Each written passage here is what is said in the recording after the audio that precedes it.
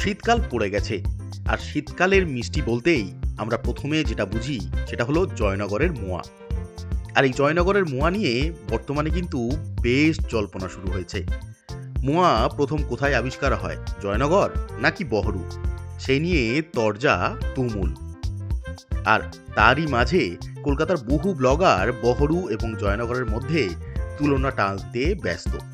সেই সময় আমি যেহেতু জয়নগরের বাসিন্দা, তাই ভাবলাম এই মোয়া নিয়ে একটা প্রপার ভিডিও বানানো দরকার।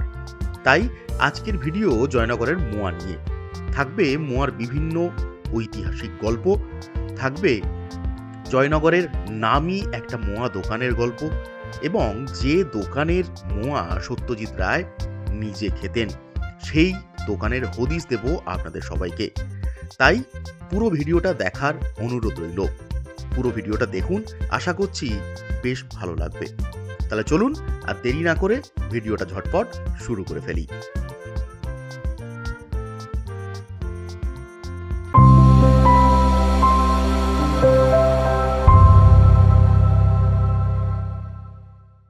নমস্কার বন্ধুরা, আমি শুভেন্দু সরকার আরও একটা নতুন ব্লগ নিয়ে চলে এসেছি আপনাদের সামনে। হ্যাঁ, আজকের বাইরে কোথাও যাচ্ছি না, ঘরের মধ্যে বসেই ভিডিওটা করছি। তার কারণ একটাই, যে আপনারা অনেকেই জানেন, যারা আমার ভিউয়ার্স আছেন, আমার বাড়ি কিন্তু জয়নগর। তো রিসেন্টলি একটা কন্ট্রোভার্সি বেশ কিছুদিন ধরে চলছে, সেটা হচ্ছে জয়নগরের মোয়া প্রথম আবিষ্কার হয়েছে নাকি বহরুতে। তো এই নিয়ে একটা বেশ ডিবেট চলছে। কলকাতার বহু নামি দামি ব্লগার বহরু বেশ কিছু মিষ্টি দোকানে আসছেন, জয়নগরে আসছেন, এবং একটা বেশ কন্ট্রোভার্সি তৈরি হচ্ছে যে বহরুতে প্রথম তৈরি হয়েছে এবং জয়নগরে পরে তৈরি হয়েছে। তো এটা নিয়ে একটা কন্ট্রোভার্সি রয়েছে। তো আজকের সেই কন্ট্রোভার্সিটা ভাঙার জন্য আমার মনে হয়েছে যে আজকের আমার একটা ভিডিও বানানো দরকার। কারণ আমি যেহেতু জয়নগরের ছেলে, আমি যদিও ফুড ব্লগিং করি না, কিন্তু আজকের বাধ্য হয়ে এর এগেনস্টে একটা ভিডিও বানাবো বলেই আজকের ভিডিওটা বানানো। আজকের ভিডিওটা বানাবো জয়নগর মজিলপুরের একটি সুপ্রাচীন দোকানের অত্যন্ত সুন্দর একটা মোয়া তারা করেন। তো তাদের দোকানের একটা ভিডিও আমি আপনাদের সামনে আজকে তুলে ধরবো, আর জয়নগরের মোয়ার যে ইতিহাস প্রপারলি আপনাদের সামনে প্রেজেন্ট করার চেষ্টা করব। আর মোয়ার পুরো ডিটেল, মোয়া করতে গেলে কি কি লাগে কি না লাগে সমস্তটাই দেবো, এবং নতুন একটা দোকানের সন্ধান দেবো আপনাদেরকে, যেখানকার মোয়া আমি জানি না অন্য কার কেমন লাগে। আমি নিজে জয়নগরের ছেলে হয়ে আপনাকে বলছি, আমার অপূর্ব সুন্দর লাগে। সেই দোকানের হদিশও দেবো আপনাদেরকে। চলুন ভিডিওটা শুরু করে ফেলি। শীতকালে জয়নগর মজিলপুর নামটা শুনলেই প্রথম যেটা মাথায় আসে সেটা হলো জয়নগরের মোয়া। কিন্তু এই মোয়া তৈরির প্রসেস আমরা অনেকেই জানি না। মোয়া তৈরিতে কি কি লাগে সেটাও জানি না, বা মোয়া তৈরির প্রসেস কিভাবে শুরু হয়, কখন থেকে শুরু হয় সেটাও জানি না। তাই চলুন আজকে পুরোটাই আপনাদেরকে জানাবো। সকাল সকাল যারা শিউলি রয়েছেন তারা চলে যান খেজুর গাছে আগের দিন বিকালে লাগানো হাঁড়িগুলোকে নামিয়ে আনার জন্য। আমাদের এই শিউলি ভাই তাই এগিয়ে চলেছেন তার যে গাছগুলো নেওয়া রয়েছে, সেই গাছে লাগানো যে হাঁড়িগুলো রয়েছে সেগুলো ভোরবেলা নামিয়ে আনার জন্য। তো উনি গাছে উঠছেন, এইভাবেই কিন্তু রীতিমতো কসরত করে সকালবেলা গাছে উঠে একদম প্রথম ভোরেই সেই গাছ থেকে হাঁড়িগুলো নামিয়ে নেওয়া হয়, এবং তাতে সারা রাত্রে যে গুড়, মানে গুড় হওয়ার আগে যে রস জমে, সেই রসগুলোকে নিয়ে এনে তারপর প্রসেস করা হয় গুড়ের জন্য। আপনারা দেখছেন একটা হাঁড়ি নামিয়ে নেওয়া হলো, আর তার সাথে সাথে যে অংশটা থেকে রসটা বেরোবে সেই অংশটাতে আবার নতুন করে কেটে গাছের উপরের যে অংশটা, ছাল যেটা, সেটাকে বেশ কিছুটা কেটে বাদ দিয়ে দিতে হয়। আর তারপরেই বেঁধে দেওয়া হয় আরেকটা হাঁড়ি যেটা সম্পূর্ণ ফাঁকা, এবং এই হাঁড়িতে কিন্তু আজকের সারা রাত এই রসটা জমতে থাকবে। এই খেজুরের রসও কিন্তু অত্যন্ত সুস্বাদু। যদি কেউ সকালে একদম ফার্স্ট মর্নিংয়ে যদি এই রস খেয়ে থাকেন তাহলে জানবেন অত্যন্ত সুস্বাদু এই রস। কিন্তু আমরা যেহেতু মোয়া নিয়ে গল্প করছি, তাই এই রস নয়, এখান থেকে এবার তৈরি হবে যে গুড়। এই হচ্ছে গুড় তৈরির প্রসেস। আগুন জেলে একটা বড় পাত্রের ওপর পুরো রসগুলোকে ঢেলে দিয়ে সেগুলোকে দীর্ঘক্ষণ ধরে জাল দেওয়া হয় এবং আস্তে আস্তে সেই রসগুলো গাঢ় থেকে গাঢ়তম হতে থাকে। তারপর তৈরি হয় একটা সুস্বাদু গুড়। বেশ ব্যয় সাপেক্ষ এবং তার সাথে সময় সাপেক্ষ ব্যাপার এই পুরো গুড় তৈরির প্রসেসটা। তাই বেশ কয়েক ঘন্টা ধরে জাল দেওয়া এবং কনস্ট্যান্টলি নাড়াতে থাকতে হয় এই গুড়গুলোকে। যত আপনি সময় দেবেন তত গুড়ের টেস্ট কিন্তু বাড়তে থাকবে। আর এখানে প্রচুর কলসি রাখা রয়েছে, এইগুলো কিন্তু প্রত্যেকটা গাছ থেকে নামিয়ে আনা হয়েছে। এই গুড়গুলো নিয়ে আসার পর দোকানে সেটাকে আবার জাল দিয়ে আরও গাঢ় করে নেওয়া হয়। এই প্রসেসটাও যে যত ভালো করে করবে তার কিন্তু মোয়ার টেস্ট তত ভালো হবে। তারপর মেন ইনগ্রেডিয়েন্ট সেটা হচ্ছে কনকচুর ধানের খই। যদিও বর্তমানে সব জায়গায় কনকচুর ধানের খই ব্যবহার করা হয় না, তাই দামেরও পার্থক্য হয় মোয়ার বিভিন্ন দোকানে। এরপর খুব ভালো মানের কারিগর যারা, তারা খুব ভালোভাবে এই গুড়ের সাথে খইটাকে খুব ভালোভাবে মিশিয়ে মুড়কি প্রস্তুত করেন এবং এটা কিন্তু বেশ কষ্টসাধ্য একটা কাজ। কনস্ট্যান্টলি গুড় বসে যাওয়ার আগেই খই দিতে থাকা এবং তার সাথে নাড়তে থাকা, এটা একটা বিরাট প্রসেস এবং এটাও কারিগর যেমন হবে তেমনই কিন্তু মুড়কির কোয়ালিটি রেডি হবে। তো সেই প্রসেসটাই আপনাদের সামনে দেখাচ্ছি। যত ভালোভাবে আমরা এই খইটার সাথে গুড়টাকে মেশাতে পারবো তত কিন্তু ভালো টেস্ট হবে মোয়ার। আপনারা দেখতে পাচ্ছেন এখানে কত সুন্দরভাবে খইগুলোর সাথে পুরো গুড়টাকে মেশানো হচ্ছে। আর এইখানে কলসিতে করে কিন্তু রাখা রয়েছে সেই গুড়।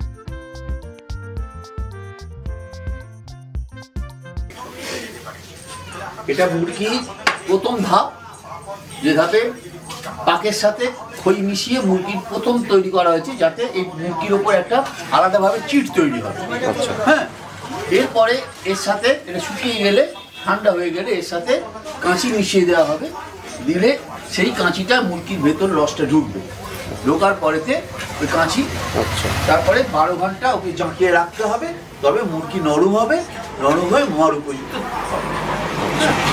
আর এইটা না করলে মুরগির গায়েতে যে অ্যাডিসিভনেস আর কি, আটা ভাবটা আসবে, ফলে মুরগিটাকে মোয়াটাকে তৈরি করে সেপে আনা যাবে। এইটা যত ভালো হবে তত মুরগির মোয়াটা সেপে আসবে আর কি। এটা মাখিয়ে তার মানে এখন 12 ঘন্টা রেখে দিতে হবে, তারপর পাক হবে। এটা মিশিয়ে, হ্যাঁ হ্যাঁ, এটা মিশিয়ে 12 ঘন্টা রেখে দেওয়া হবে। কালকে সকালে এটা ব্যবহার হবে, তার আগে হবে না। আচ্ছা, হ্যাঁ, মিনিমাম 10 থেকে 12 ঘন্টা রাখতে হবে, তবে এই মুরগিটা নরম। একদম শক্ত কাঠ মুরগি, একদম শক্ত কাঠ, হাত দিয়ে দেখবে এক শক্ত কাঠ। যখন ওই মুরগিটা ঢুকবে তখন নরম হয়ে যাবে, একদম নরম হয়ে গিয়ে আর আটা ভাবটা আসবে, মুরগির গায়েতে আটা ভাবটা আসবে। হ্যাঁ, তখন মোয়াটা বাঁধা যাবে, নয়তো বাঁধা যাবে না। আচ্ছা, ঠিক আছে। এবারে এটা ফটো তুলুন। হ্যাঁ,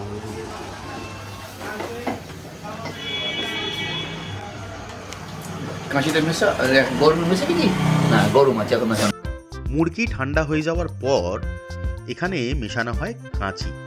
কাঁচি অর্থাৎ এক ধরনের পাতলা গুড়। সেই গুড়ের সাথে এই মুরগির মিশ্রণটা আবারও ভালো করে মিশিয়ে দেওয়া হয় এবং এখানেও কিন্তু বেশ কষ্টসাধ্য একটা ব্যাপার আমরা লক্ষ্য করছি। এখানেও বেশ সুন্দর করে প্রত্যেকটা মুরগির সাথে এই কাঁচিটাকে মেশানোটা একটা বিরাট গুরুত্বপূর্ণ পোর্শন। তাই যে যত ভালো মেশাবে তার মোয়ার টেস্ট কিন্তু তত ভালো হবে। দেখতেই পাচ্ছেন কিভাবে হাত দিয়ে আমাদের যিনি কারিগর রয়েছেন তিনি কত সুন্দরভাবে প্রত্যেকটা মুরগিকে আলাদা আলাদাভাবে মিশিয়ে দিচ্ছেন এই কাঁচির সাথে। এটা মুরগি সাথে কাঁচি দেওয়ার এই যে প্রসেসটা, এটা কিন্তু মোয়া তৈরির দ্বিতীয় প্রসেস। এই প্রসেসটা হয়ে যাওয়ার পর এই মিশ্রণটাকে কিন্তু ঢাকা দিয়ে রেখে দেওয়া হবে প্রায় 12 ঘন্টা। কিন্তু বর্তমানে বিভিন্ন দোকানে অর্ডারের পরিমাণ বেশি থাকার কারণে এবং প্রচুর পরিমাণে প্রোডাকশানের করার কারণে তারা কিন্তু এই গুণগত মানটাকে মেনটেন করেন না এবং তারা এই 12 ঘন্টার জায়গায় 3 ঘন্টা 4 ঘন্টা রেখে দিয়েই কিন্তু মোয়া বানিয়ে ফেলেন। যদিও তার কারণেই কিন্তু মোয়ার টেস্টের অনেক পার্থক্য তৈরি হয়। তাই আমি রেকমেন্ড করব আপনারা এরকম প্রপার দোকান থেকে খান, যেখানে তারা শুধুমাত্র অর্ডারের কথা মাথায় রেখে প্রচুর পরিমাণে মাল তৈরি করেন না, লিমিটেড মাল তৈরি করেন এবং জিনিসটা কিন্তু খুব ভালো মানের তৈরি করেন। এরপরে আসবে পরের দিনের কাজ। পরের দিন 12 ঘন্টা হয়ে যাওয়ার পর আমি আবার গিয়েছিলাম এনাদের মোয়া তৈরির প্রসেস দেখতে। এরপর মোয়ার আকার দেওয়ার সময় এইখানে চলছে মোয়ার আকার দেওয়া। আগের দিনে যেটা 12 ঘন্টা রেখে দেওয়া কাঁচি দেওয়া যে মুরগি ছিল সেইটাকে নিয়ে এখন কিন্তু গোল গোল আকারে পাকিয়ে মোয়ার আকার দেওয়া হচ্ছে। এখানে দেখতেই পাচ্ছেন প্রচুর পরিমাণে কাজু রাখা রয়েছে। এখন মোয়ার মধ্যে কিন্তু কাজু, কিশমিশ, পেস্তা, খোয়া ক্ষীর বহু ধরনের জিনিস কিন্তু ব্যবহার হয়, যদিও পুরনো দিনে কিন্তু এইগুলোর কোনো ব্যবহার ছিল না। মোয়ার ইতিহাস যদি বলতে হয় তাহলে বলি, মোয়ার উৎপত্তি কিন্তু এখনো পর্যন্ত আমরা যতটুকু যা জানি জয়নগরে বুঁচকির দোকান। স্টেশনের 2 নম্বর প্ল্যাটফর্ম থেকে বাইরে বেরোলে যে অটো স্ট্যান্ডের পাশেই সেই দোকান। তো সেই বুঁচকি কিন্তু জয়নগরেরই লোক, কিন্তু আবিষ্কার কিভাবে হয়েছে তার কিন্তু প্রপার কোনো তথ্য এখনো পর্যন্ত পাওয়া যায়নি।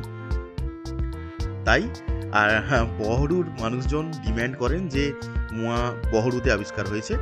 যদি হয়, আপনি একটা সিম্পল জিনিস ভেবে দেখুন, বর্তমানে মোয়া তো জিআই ট্যাগ পেয়ে গেছে, তো সেক্ষেত্রে বহরু কিন্তু সেই জিআই ট্যাগটা পেয়ে যেত। এবং বহরুতে গিয়ে লক্ষ্য করে দেখবেন বহরুর ব্যবসাদাররা কিন্তু এখনো পর্যন্ত মোয়া ব্যবসা করেন জয়নগরের মোয়া বলেই। যদি বহরুর খুব লিমিটেড দোকান রয়েছে যারা বহরুর মোয়া বলে ব্যবসা করেন, বাকি বেশিরভাগই ব্যবসাদার কিন্তু জয়নগরের মোয়া এই পোস্টার ছাপিয়েই কিন্তু ব্যবসাটা করেন। এখন তারা বলতে পারেন যে আমরা জয়নগর থানার মধ্যে পড়ি, কিন্তু ব্যাপারটা সেটা নয়। তাহলে বহরুর মোয়া বলে আলাদা করে ডিমান্ড করার প্রয়োজন হতো না। যাই হোক, তর্কে গিয়ে লাভ নেই। আপনারা এখানে দেখতে পাচ্ছেন খোয়া ক্ষীর রাখা রয়েছে। অন্য দোকানে খোয়া ক্ষীর কিনে কিন্তু ব্যবহার করা হয়, এনারা কিন্তু খোয়া ক্ষীর নিজেরাই কিন্তু তৈরি করেন। এখানে দেখছেন পাটালি। এই পাটালিরও একটা বিশেষত্ব রয়েছে। বসিরহাটের পাটালি এবং জয়নগরের পাটালির মধ্যে কিন্তু শেপের অনেকটা পার্থক্য আছে। ওখানে বাটি আকারে হয় আর এখানে চওড়া একটা জায়গায় পাতা হয়। এখানে দেখতে পাচ্ছেন আনন্দবাজার পত্রিকার একটা প্রতিবেদন দেওয়া রয়েছে। সত্যজিৎ রায় যে দোকানের মোয়া খেতেন, পুরোটা পড়লে বুঝতে পারবেন সত্যজিৎ রায়ের বাড়ির কিন্তু মোয়া এই দোকান থেকেই যেত। তাই আপনাদের সেই রকমই একটা দোকানের সন্ধান আমি দিচ্ছি, যেখান থেকে এই রকম লেজেন্ডারি মানুষজন মোয়া খেতেন এবং বহু নামি দামি জায়গায় কিন্তু আজও মোয়া যায়।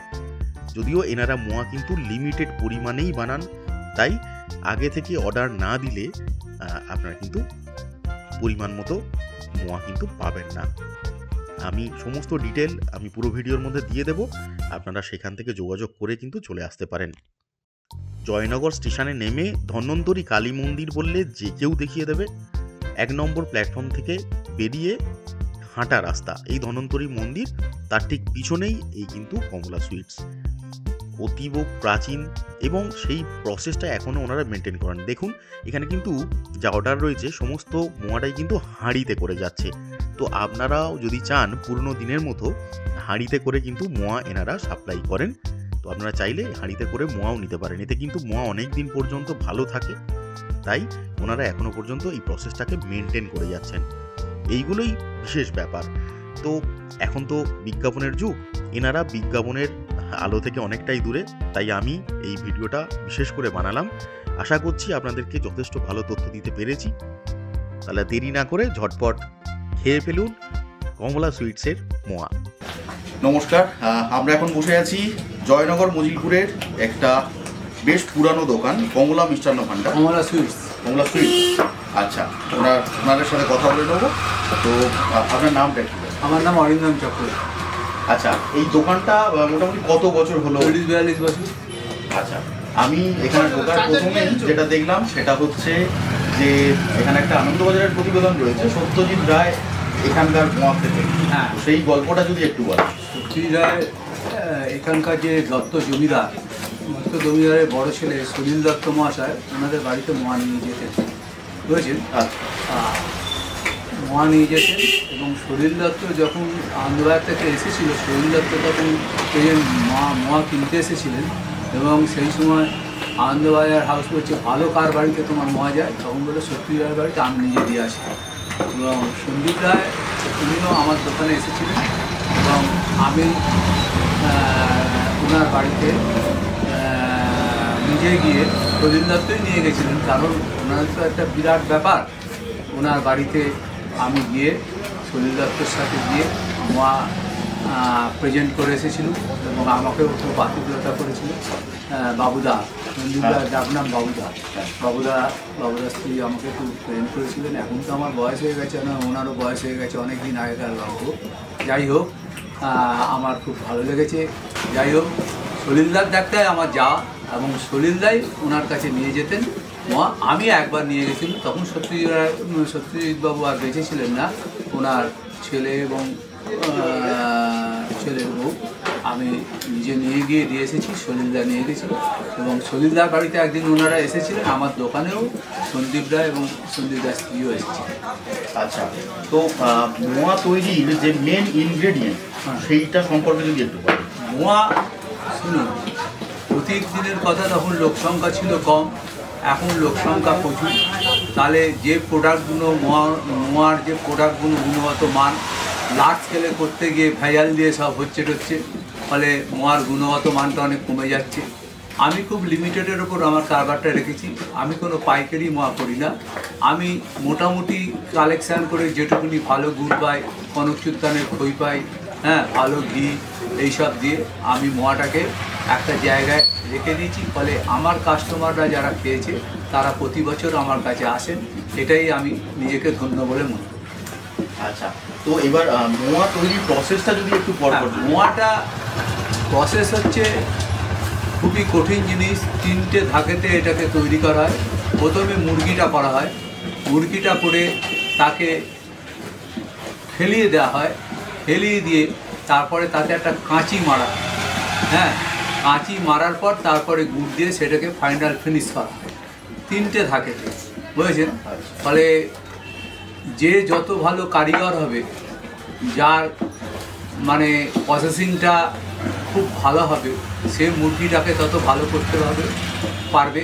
এবং ঘটনা হচ্ছে কি, এর মুরগিটা কনকচুর ধান দিলে মোয়াটা সফটনেস আসবে। কনকচুর ধানের দাম তো বেশি, সবাই তো ইউজ করতে পারে না, কারণ অনেক কম দামি মোয়া আছে। একটা কনকচুর ধানের খইয়ের মানে অর্ডিনারি মোয়ার 5 ডবল দাম, অর্ডিনারি খইয়ের 5 ডবল দাম। ফলে আমি কনকচুরটাই ইউজ করি এবং আমি কম দামি মোয়া বেচি না। ফলে আমার যে কাস্টমার আছে তারা প্লিজ হয়, বছরে একবার খাবে, ভালো জিনিস খাবে। তাহলে কলকাতায় যা পাওয়া যায়, জয়নগরে যা পাওয়া যায়, এক করলে কি হবে? ফলে মানুষ আমাকে এখনও রিসিভ করে, আমাকে প্রতি বছর ফোন করে আসেন, এটাই আমি আমাকে নিজেকে ধন্য বলে মনে করি।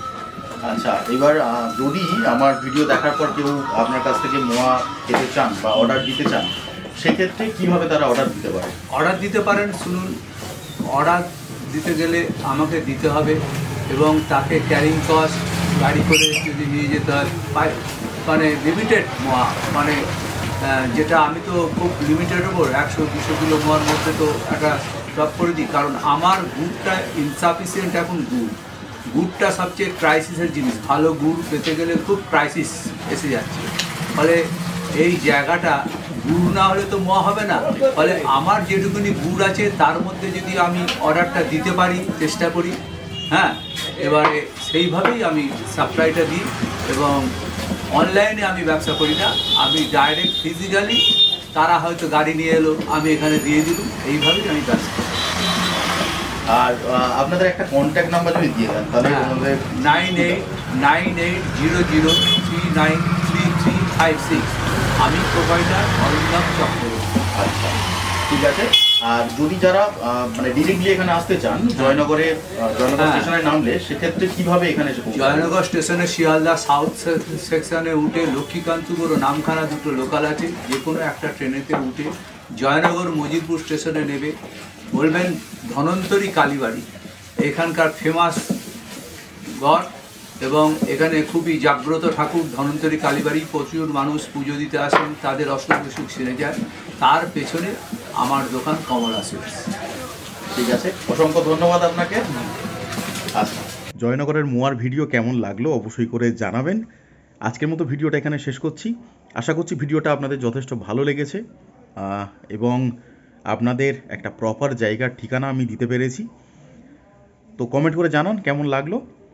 আর অবশ্যই করে যারা আমার চ্যানেল দেখছেন অথচ এখনও পর্যন্ত আমার চ্যানেলটা সাবস্ক্রাইব করেনি, তাদের কাছে রিকোয়েস্ট রইল চ্যানেলটাকে সাবস্ক্রাইব করে নেবেন আর পাশে থাকা বেল আইকনটা প্রেস করতে ভুলবেন না। তাহলে আমি যখনই কোনো ভিডিও আপলোড করব তার ইনস্ট্যান্ট নোটিফিকেশান আপনার কাছে পৌঁছে যাবে। আর যারা যারা আমাকে দেখছেন অথচ ইনস্টাগ্রামেতে আমাকে ফলো করেননি, তারা চাইলে ইনস্টাগ্রামেতে গিয়েও ফলো করতে পারেন। আমি এখানে ইনস্টাগ্রাম আইডিটা দিয়ে রাখছি। তাহলে চলুন আজকের মতো ভিডিওটা এখানে শেষ করছি। ভালো থাকবেন, সুস্থ থাকবেন আর প্রচুর প্রচুর ঘুরতে থাকবেন।